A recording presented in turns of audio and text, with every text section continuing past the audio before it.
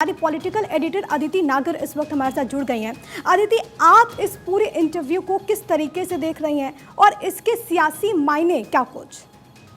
देखिए, सबसे पहले बात है कि जो पर्सपेक्टिव ऑफ प्रधानमंत्री नरेंद्र मोदी का हो गया है वो एक किसी देश के प्रधानमंत्री जैसा नहीं रहा। हमने जो टुकड़े पढ़े समझे जो ये इंटरव्यू दिया गया है उसमें एक तो ये नजर आया कि G20 के मेजबान की तरीके से, होस्ट की तरीके से ये इंटरव्यू है।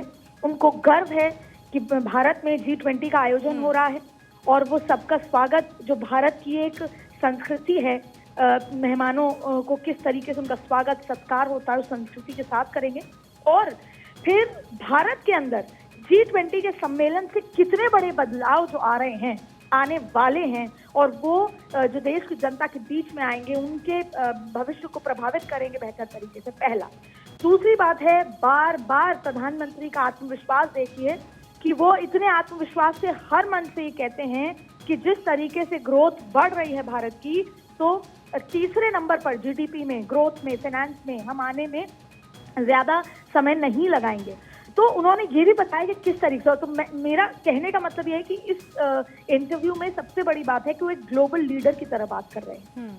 उन्होंने, जैसा आपने जिक्र किया, उन तमाम बातों की तो बात कही ही, लेकिन एक ग्लोबल लीडर के तौर पर उन्होंने ये बताया कि कैसे भारत पायदान दर पायदान अपनी महत्वता पूरे वर्ल्ड में बढ़ा रहा है, कैसे भारत में जो एक सबसे बड़ी चीज है जिस पर सवाल उठता था, और ये भी कहा कि जो पुअर इकोनॉमिक पॉलिसीज हैं, इनस्टेबल इकोनॉमिक पॉलिसीज हैं, वो उनसे आज फायदा हो सकता है लेकिन जब हम दूरगामी तरीके से देखें तो फायदा नहीं होता। और यही तरीका है कि उन्होंने बताया कि भारत कड़े फैसले लिए पिछले समय, बहुत कड़े फैसले लिए जो आने वाले दशकों में जिसका परिणाम बेहतर तरीके से भारत में दिखेगा और उसकी जो झलक है वो भारत के स्ट्रेंथ में दिखने लगी है। कैसे? पहला, हम फाइनेंस के रूप में, ग्रोथ के रूप में हाल ही में जो आंकड़े भी निकल कर आए हैं, ये भी समझना चाहूंगी कि एक तरफ जहां पर वन नेशन वन इलेक्शन की बात हो रही है, दूसरी तरफ प्रधानमंत्री का ये इंटरव्यू, क्या प्रधानमंत्री नेशनल लेवल पर और अंतर्राष्ट्रीय स्तर पर नैरेटिव इसको लेकर सेट करना चाहते हैं? आपको इन तमाम बातों से जो कि इस इंटरव्यू से जुड़ी हुई निकल कर सामने आ रही है, क्या समझ में आ रहा है? देखिए, 2014 से प्रधानमंत्री लगातार वन नेशन वन इलेक्शन की बात करते आए हैं, इसके फायदे की बात करते आए हैं, और अब पिछले जो 72 घंटों में वन नेशन वन इलेक्शन को लेकर कमेटी का गठित होना, तमाम चीजें होना, ये अपने आप में दर्शाता है कि सरकार कितनी ज्यादा सजग और कितनी ज्यादा सिंसियर और सीरियस है इस काम को लेकर। ये बात अलग है कि इस जो बिल, संभवतः बिल पेश कर दिया जाएगा, लेकिन क्या इस लोकसभा से उसे लागू किया जाएगा, नहीं किया जाएगा, वो एक अलग मुद्दा है।